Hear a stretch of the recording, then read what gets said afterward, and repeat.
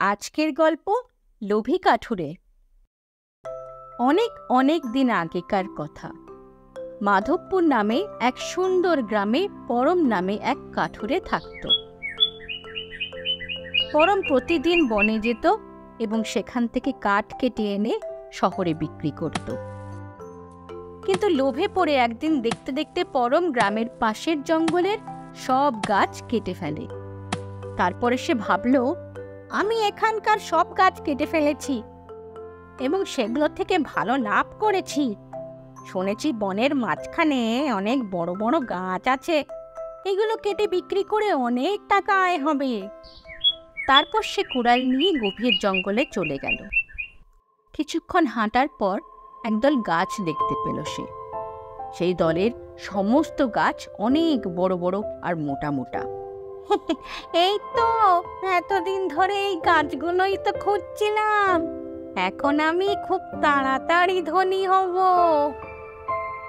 তারপর পরম একটা গাছের কাছে গেল এবং গাছের গায়ে কুঠার দিয়ে আঘাত করতেই সে খুব জোরে একটা শব্দ শুনতে পেল। ভাই, দয়া করে আমায় মেরো না। আমায় মারছো কেন?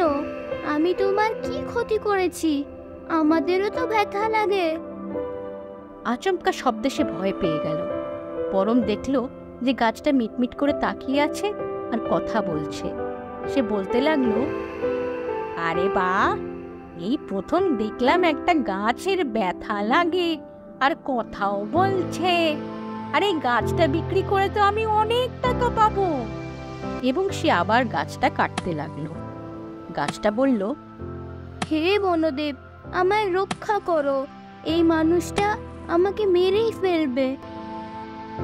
তারপর হঠাৎ প্রবল বিদ্যুতের ঝলকানি হলো এবং বনদেবতা উপস্থিত হয়ে বললেন, ওরে মানব, তুই এত লোভী আর স্বার্থপর হয়ে গেছিস।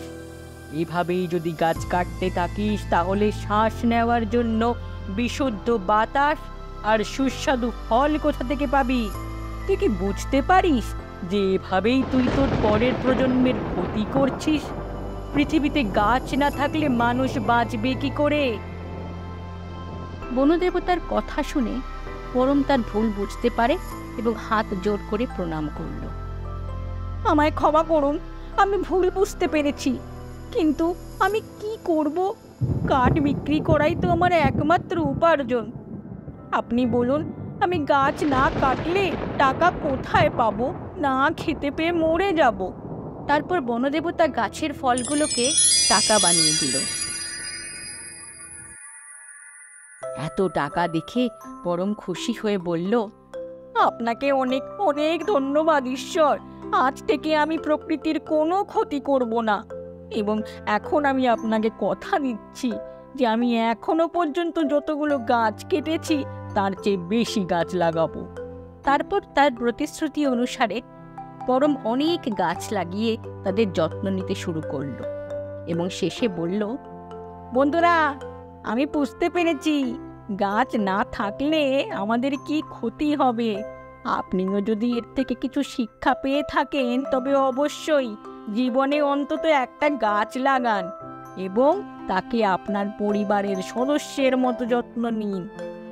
আর হ্যাঁ, এই গল্পটা আপনার বন্ধুদের সাথে শেয়ার করুন যাতে আমরা আমাদের মা রূপী পৃথিবীকে সবুজ করে তুলতে পারি। এরকম মজার গল্প পেতে আমাদের চ্যানেলটি সাবস্ক্রাইব করতে ভুলবেন না যেন। ধন্যবাদ। আজকের এই গল্পটা ভালো লেগে থাকলে লাইক বাটনটা প্রেস করুন আর সাবস্ক্রাইব করতে একদম ভুলবেন না যেন।